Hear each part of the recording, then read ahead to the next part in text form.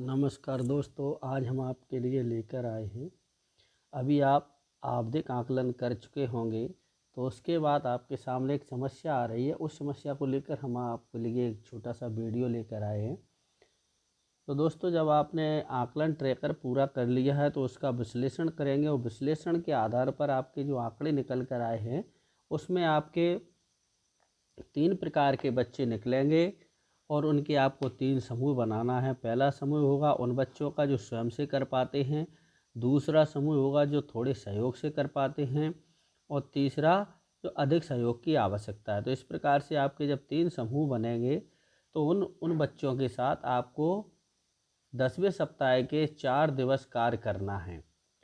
अब वो कार्य आप किस प्रकार से करेंगे, किस प्रकार से आप पाठ योजना तैयार करेंगे, तो उसके बारे में एक सुझावात्मक जानकारी मैं आपको देने जा रहा हूँ।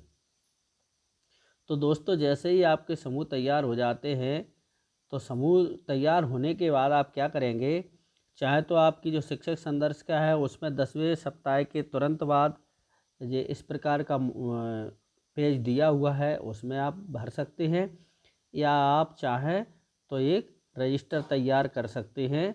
रजिस्टर इस प्रकार से होगा, उसमें पहले तो आप अपने समूह के बच्चों के नाम लिख लें।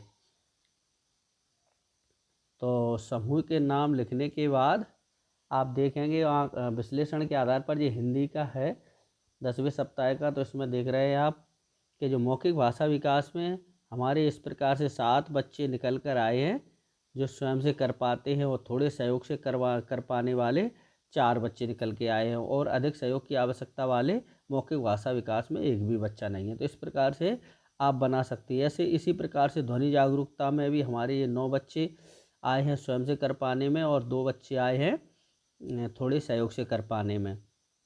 इसी प्रकार वर्ण शब्द पहचान में जब जाएंगे अपन तो उसका समूह बनाएंगे तो देखेंगे हमारे इसमें 4 बच्चे आए हैं जो स्वयं से कर पा रहे हैं, और 3 बच्चे ऐसे हैं जो थोड़े सहयोग से कर पा रहे हैं, और 4 बच्चे ऐसे हैं जिन्हें अधिक सहयोग की आवश्यकता है।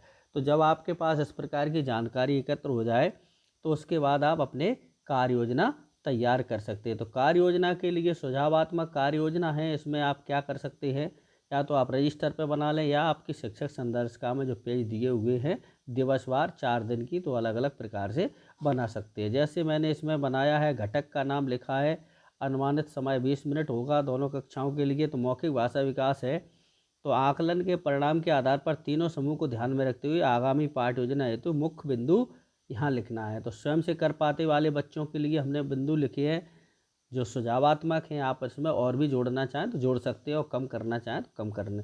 अब एक दिन के लिए आप जैसे इसमें है चित्र, कहानी, कविता, कल्पना एवं विषय आधारित, तो इसमें से आप एक दिन की जो कार्य योजना बनाएंगे तो कोई भी 1 या 2 टॉपिक इसमें ले लें, जैसे कहानी ले ली, या चित्र ले लिया, या कविता ले ली, या कोई कल्पना या विषय आधारित। तो ये इसमें सामग्री ले लें, आप पाठ्य पुस्तक भाषा भारती भी ले सकते हैं, वर्क बुक भी ले सकते हैं इसमें, और आपके पास कहानियों की किताब है वो भी ले सकते हैं, ये सामग्री में हो जाएगा। और ये बच्चे समूह 2 के बच्चों के साथ काम करेंगे। कौन से बच्चे हैं जो स्वयं से कर पा रहे हैं, पहले समूह वाले बच्चे हैं वो समूह 2 के बच्चों के साथ काम करेंगे।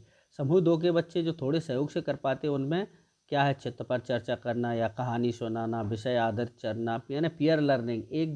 एक बच्चा वो होगा जो स्वयं से कर पा रहा है, और दूसरा बच्चा जो थोड़े सहयोग की आवश्यकता है, तो दोनों बच्चों की आप पीयर लर्निंग करा के सिखा सकते हैं। इसके बाद आता है समूह 3, यहाँ अधिक सहयोग की आवश्यकता है। इसमें भी और यहाँ शिक्षक की महत्वपूर्ण भूमिका होती है कि वो बच्चों के साथ कार्य करे। कविता सुनाना, कविता आना मेरे गाँव, कोई भी कविता हो सकती है, ये तो एक उदाहरण है। आप अपने हिसाब से कोई भी यहाँ कविता, कहानी, जिस विषय पर आप चर्चा करना चाहें वो यहाँ ध्वनि जागरूकता में कर सकते हैं। फिर उसके बाद नेक्स्ट आता है आपका ध्वनि जागरूकता। ये था मौखिक भाषा का, अब आ रहा है ध्वनि जागरूकता। तो ध्वनि जागरूकता में भी आप देखेंगे तो पहले समूह के जो बच्चे हैं वे दूसरे समूह के बच्चों के साथ करेंगे शब्दों की प्रथम ध्वनि की पहचान, ध्वनियों की कुल संख्या बताना। समूह 2 के छात्रों के साथ इसमें शब्द चार्ट ले सकते हैं अपन। शब्दों में प्रथम ध्वनि को बताना, शब्दों की कुल आवाज़ों की संख्या बताना, ध्वनियों को तोड़ना जोड़ना, ये सभी आप समूह 2 के बच्चे और 1-2 के समूह 1 और 2 के बच्चे साथ में मिलकर करेंगे। नेक्स्ट आता है शब्दों की ध्वनियों की पहचान कर रहा है। जो कौन से बच्चे हैं, जो समूह 3 के बच्चे हैं उनको शब्दों की ध्वनियों की पहचान कराना है, ध्वनियों की संख्या बताना है, प्रथम ध्वनियों की पहचान कराना है। शब्द चार्ट के माध्यम से आप इसमें करवा सकते हैं। जी आपका ध्वनि जागरूकता का हो गया।